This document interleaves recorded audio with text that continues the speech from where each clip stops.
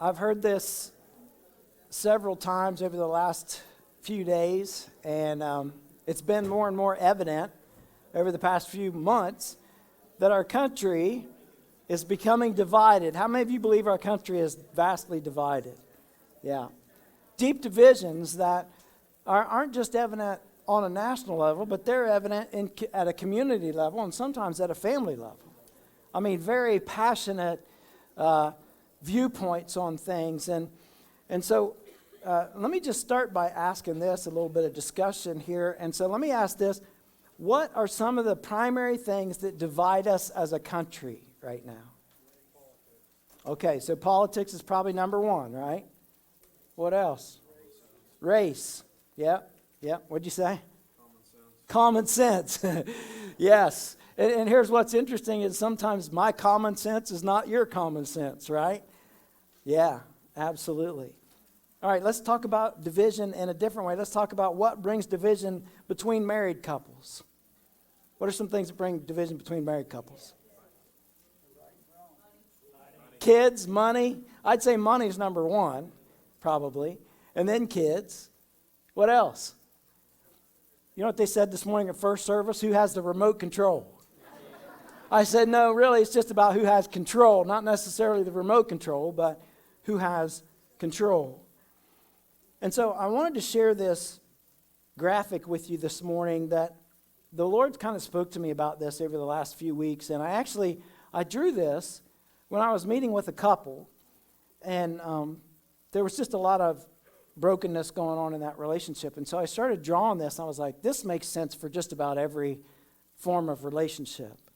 And so whether it's at work or in church or in your marriage, in your family, this chart kind of tends to pan out as we see things happen in people's lives. And so as most couples, if you want to talk about couples or relationships, they start with a mutual respect and love. I mean, nobody gets married because they're like, well, you're all right, I'll take you, you know. I mean, that's just not how it works, right? People get married, they're head over heels in love. Not necessarily, Dale, watch it. And so what happens, you know? What happens to these relationships? What happens in churches or in our country, in politics, when things devolve from this first stage? Most people who go into politics, I would say, have some genuine interest in doing some good things. And so does that ever work out? Maybe, but not very often, right? And so this relationship starts at a good place, but then what happens is because we're all human, there's wounds that are created. And so maybe there's mistrust in the relationship. Maybe there's been some fights over, I can't tell you how many families, when there's a death of a loved one, that fight over what's left. I mean, I can't tell you how many people are like, well, so-and-so went into the house and they grabbed everything they wanted and they didn't check with us. I'm like, listen, my sister and I, we've kind of made a pact. There is nothing financial. If she wants it all, she can have it all, including the red Mustang, guys, including the 68 red Mustang. I don't care. That stuff is not going to be what the devil uses as a foothold between us, but many families get wounded through that process. I've seen people argue at funeral homes because of these things. It's embarrassing. And once those wounds are created, and I'm not just saying one time, but, you know, several times, and usually, that's what I told this couple, I said, usually it goes like this, you know, it levels out for a little bit, and then more wounds are created, and then it dips, and then it levels out, and then it dips. But at some point, there's a drop-off. And at this drop-off, what I see often in my office is folks that have given up. Folks that have decided that if I'm going to be wounded, then I'm not going to care about anyone else. And so there's just this cold-heartedness and this isolation. It's like if you have friends and family members this Thanksgiving that are going to sit around your table, some of those people might be folks that really don't associate with very many people, including you. And that might be because they've been wounded so many times that they've got their walls up and they don't want to let you in. Because they're expecting that if they let you in or anyone in, that eventually you're going to hurt them again. And so they're just going to keep those walls up and keep their distance and show up late and leave early because they don't want to be a part of anything that could cause more wounding. And so we're in a divided time in our country. Jesus addresses these things in several different ways. But we're going to look at a few scriptures today that I believe can radically make a difference because, listen, if somebody's going to be different in the country, it ought to be us, right? It ought to be followers of Jesus who don't act like the rest of the world when there's different ways of thinking about things. And so in Matthew chapter 16, verse 24, it says, "Then Jesus said to his disciples, whoever wants to be my disciple," how many of you guys want to be a disciple of Jesus? Whoever wants to be my disciple, he says, must deny themselves, take up their cross, and follow me. 3 things. Can you say them with me? Deny yourself, take up our cross, and what? Follow Jesus, right? And when we do those things, something changes inside of us. I mean, we're not very good at this, but denying ourselves is one of the first steps in surrendering our will and our life to Jesus. It's when we say, you know what? My way is not where I'm going to live or die. That my political slant or my political opinion is not going to be where I live my life on the edge of that and divide everything else or measure everything else and every other person by whether they agree with me politically or disagree with me politically. We deny ourselves that right. We have the right. I'm not taking it from you, and God's not taking it from you. What I'm saying is that you choose out of love for God to put your service and your priority on Jesus and over your opinion. That's all I'm saying, is that that's a self-denial. You choose that. That we pick up our cross. That means that we begin to pick up the mission that God has for his disciples. If we're going to be followers of Jesus, this drives me crazy to think, but I heard this one time, that there were some kids that wanted to become Boy Scouts. How many of you guys were scouts? Any of you scouts? I was a scout. I was Cub Scout or Boy Scout or something before I quit. And they make you do these certain things, right? I mean, if you want to be a Cub Scout or a Boy Scout, you got to earn badges. You got to wear the uniform, right? So I had this little blue shirt with little Mom sewed on my patches, right? Remember that? Sewed on my patches. And I know that in this kind of this season of humanity, I was hearing that there are some kids that were like, I want to be a Cub Scout, but I'm not taking the oath and I don't want to wear the uniform. Well, then you're not a Cub Scout, right? I mean, this is not rocket science. And it's like the same thing is true of our Christian faith. If we're going to say we're followers of Jesus, then part of that following is taking on the mission that God has for the world. And Jesus was the ultimate example of his mission in surrendering himself to show a broken world what love is. So he says, deny yourself, pick up your cross, and follow me, which means a daily walk. And so when we do this, one of the major things that happens when we deny ourselves, pick up our cross, and follow him, is that we begin to be able to sort out what's really important in our lives and what's not.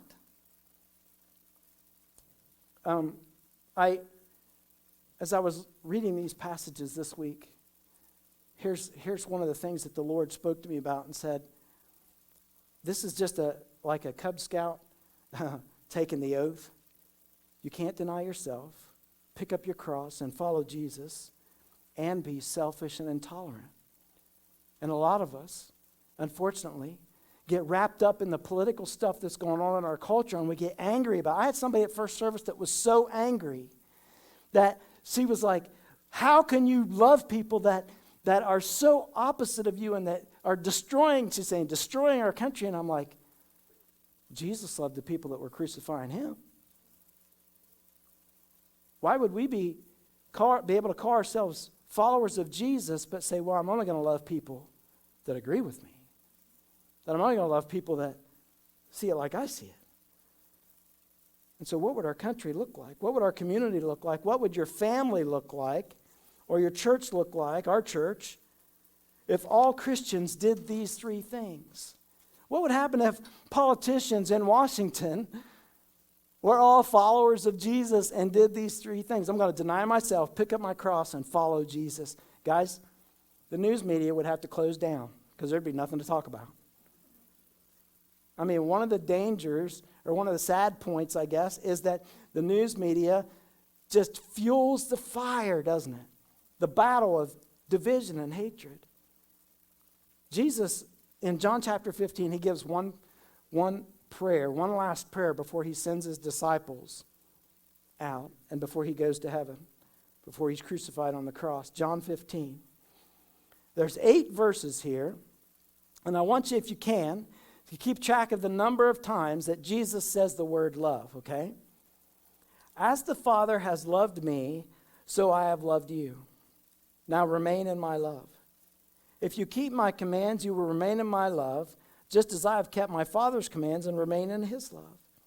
I have told you this so that my joy may be in you and your joy may be complete. My command is this, he says, love each other. How? As I have loved you.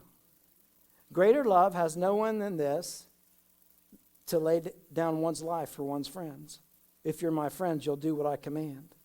I no longer call you servants because servants don't know their master's business. Instead, I've called you friends, for everything I've learned from my Father I have made known to you. And then he says this, he says, you did not choose me, but I chose you and appointed you so that you might go and bear what?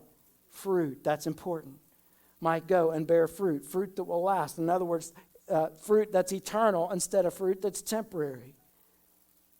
And it says, and he says, and so that whatever you ask in the name of my Father will give you, this is my command. And he says 3 words, let's say them together. Love each other.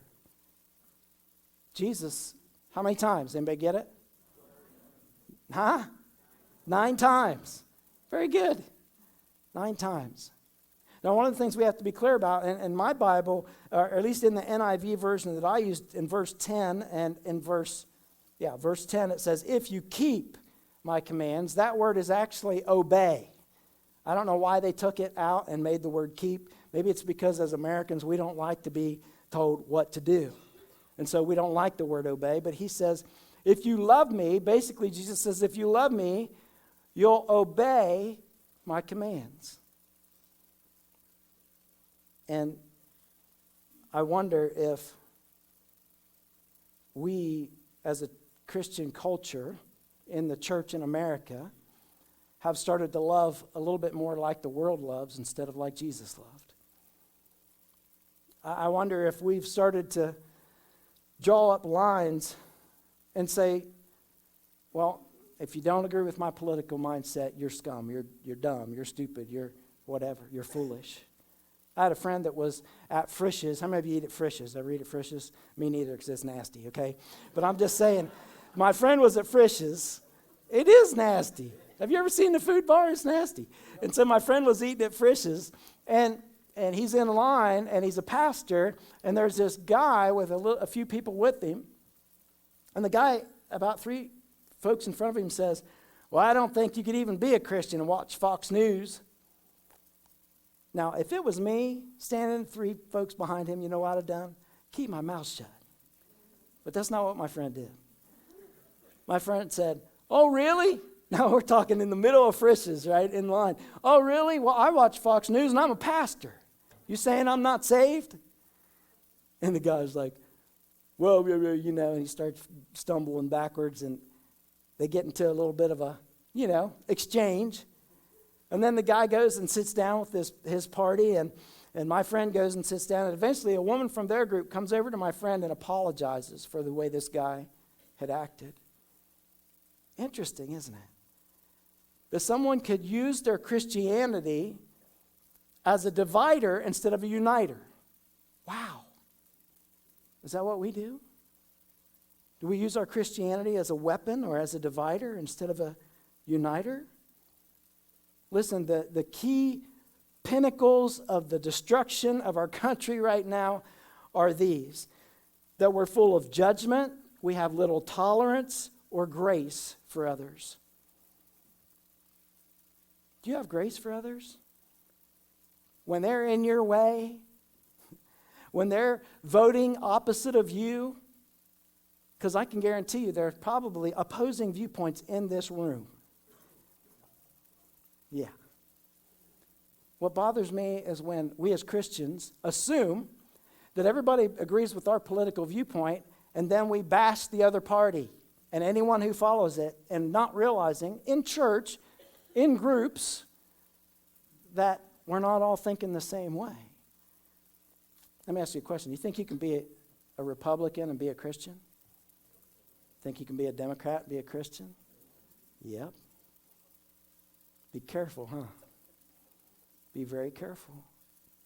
Because if we start hanging our dividing line on and judging and being intolerant of people because they differ with us politically, we've missed the point. And we become party to and a partner with the enemy who wants to divide instead of unite. These attitudes are in direct opposition of Jesus' teaching. My command is this, verse 12. Love each other as I have loved you. When Jesus was dying on the cross and people were hurling insults at him and he was getting lashed and beaten, and he said what? Forgive them, Father, for they know not what they do, right? Even the people that were crucifying him, he was praying for. And so I'm not saying it's easy. The person that was all mad at first service, and they were like, how do you do that? How do you not get mad? I mean, do you guys get mad when you watch the news? Huh? Listen, I don't care what side of the aisle you're on. You can feed your mind with the stuff that makes you hate, or you can begin to say, okay, is my mission in this life about politics, in my opinion, which I believe has become our new God. Our opinion is our God, and so if you agree with us, then you're okay, but if you're not, you're not worth anything. What's dangerous is that we start to undervalue people's worth based on what they think. And so if somebody's a flaming liberal and I'm a flaming conservative, then, well, they're not worth anything. Wow. That's not what Jesus did.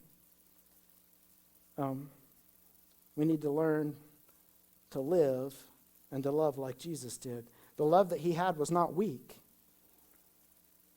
Romans chapter 12, verse 1 talks about love. The Apostle Paul, he says this, therefore I urge you, brothers and sisters, in view of God's mercy, offer your bodies as a living sacrifice, holy and pleasing to God. This is your true and proper worship. Do not conform, everybody say conform. Do not conform to the pattern of this world. In other words, don't join with the Republicans or the Democrats or the whatever piece of, opinion you have on something. Don't join with them in your judgmentalism and your intolerance and your hatred. Don't join with them in that. Be renewed or transformed by the renewing of your mind. He says love must be sincere. People can tell right away if you're faking it. He says love must be sincere. Hate what is evil. He's not saying give it a pass. Hate what is evil. Cling to what is good. Then he says this, be devoted to one another in love.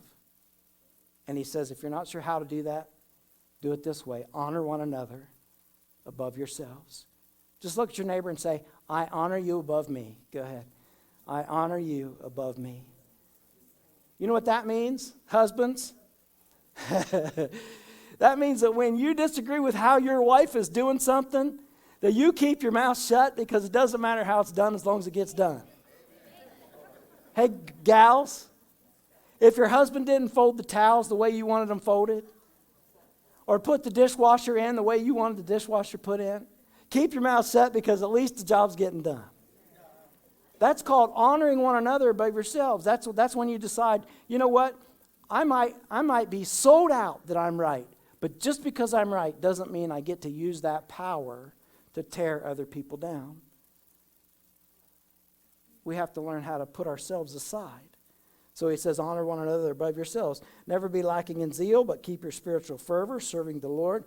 Then he says this, be joyful in hope, patient in affliction, faithful in prayer, share with the Lord's people who are in need, practice hospitality. That all sounds nice.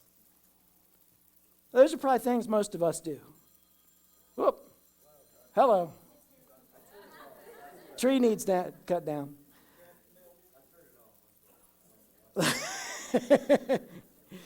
Look at verse 14. It gets tougher. He says, bless those who what? Ooh. What? That's not the way I roll, right? I defend myself. If somebody gets on me, I go back after them. He says, bless those who persecute you. Bless and do not curse. Rejoice with those who rejoice. Mourn with those who mourn. And then he says in verse 16, live in, what's the word? Harmony with one another. Do not repay anyone evil for evil. You know how we repay evil for evil now? The most cowardly way we can. We get on social media and we're keyboard warriors and we bash people and we cut people down and we make broad sweeping statements about political ideologies and we are condescending and arrogant. And Jesus says that we're not supposed to repay evil for evil. Be careful to do what is right in the eyes of everyone. If it is possible, as far as it depends on who? You. Live at peace with everyone. Do not take revenge, my dear friends, but leave room for God's wrath, for it is written, it is mine to avenge. I will repay, says the Lord. Then it gets tougher, guys. Verse 20, on the contrary, if your enemy is hungry, do what? Feed him. If he's thirsty, give him something to drink. He says, in doing this, you will heap burning coals on his head. Do not be overcome by evil, but overcome evil with good. See, we see as, and I think this is what my friend of mine was having trouble with this morning in first service, he was so furious. You mean we can't rise up and make a statement that, we have Christian values, and that we don't want our country to not... Listen, Jesus never took a political activist stand against the wrong ways of doing things. That's not how he did it. He didn't say, hey, look, we're going to take a majority vote, and we're going to be the majority, and we're going to say, if you're not a Christian, get out. Now, there have been some times in history that people did that. It was murderous and awful. Jesus, and I want you to hear this, the love that Jesus is talking about is not weak. In fact, Jesus spent his whole life challenging people how they believed and lived. Jesus spent his whole life challenging people, but he did it through the context of love. You're going to be sitting around the table at Thanksgiving with some people you adamantly disagree with. And you're going to have the choice of whether to speak up and start the fight. Because you know what the devil's doing? He's going, yes, I got them all around the table. I just got to get one to say the wrong thing. Just give them the idea that their opinion is the most important opinion in the room so that they can spout it off and start the division once again. Don't bite on that. Jesus, when he challenged people's life, the only reason that it worked is because he did it with respect and sacrificial love. They knew that he loved them. There was no question about that. And we need to learn how to do that too, how to live and to love like Jesus. Love is a spiritual hammer. It's tough. I want to ask the worship team to come on up. We'll get ready to close. Can you show that picture again of the first graphic, Melissa?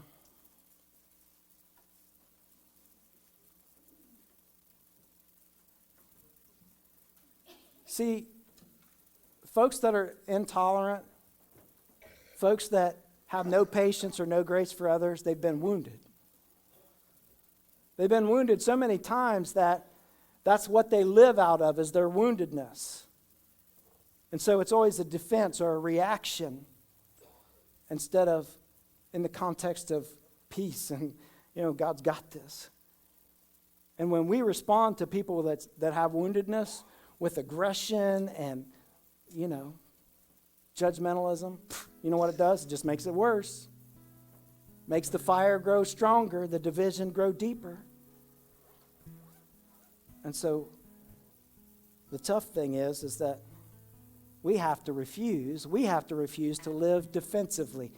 What's it like for someone to come against you and for you to say, okay, I'm not going to attack? We're not good at that. What's it mean when we can refuse? What's it look like when we can refuse to make our relationship or our opinion or our, attitude at work, our family plans, when we make that all about us, we lose what God is calling us to. Let's stand.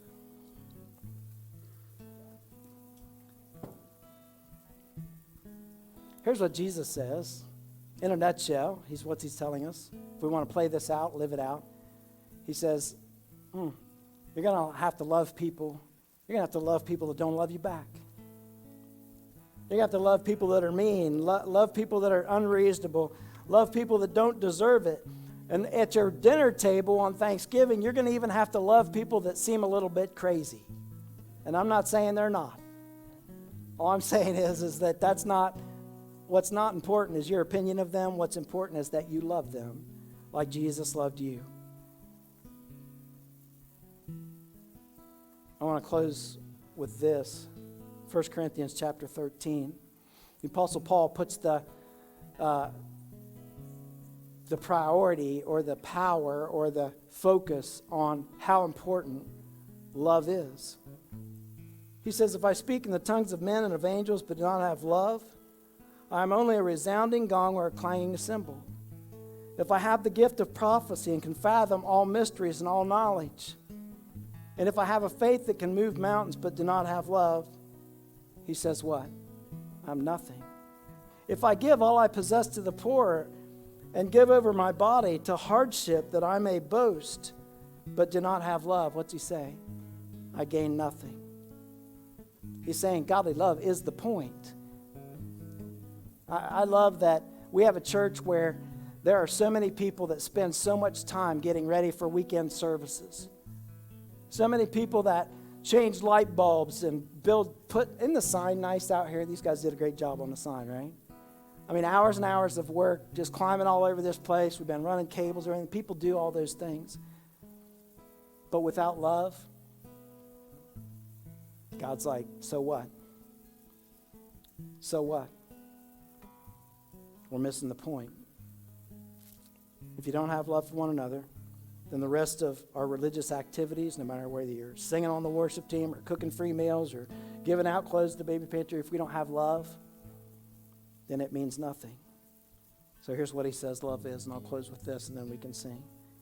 He describes what love is. He says love is patient, love is kind, it does not envy, it does not boast, it's not proud.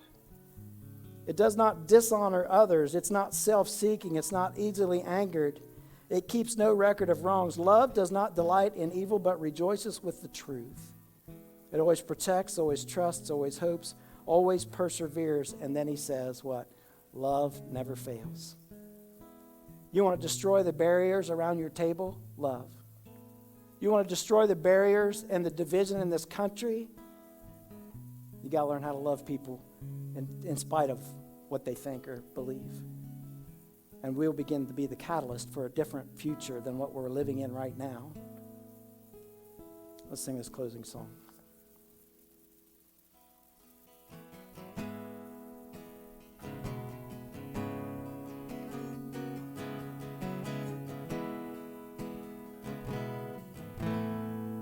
In Christ alone, my hope is found.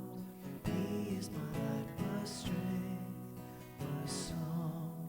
This cornerstone, this solid ground, firm through the fiercest drought and storm. What heights of love, what depths of peace, when fears are still, when striving cease.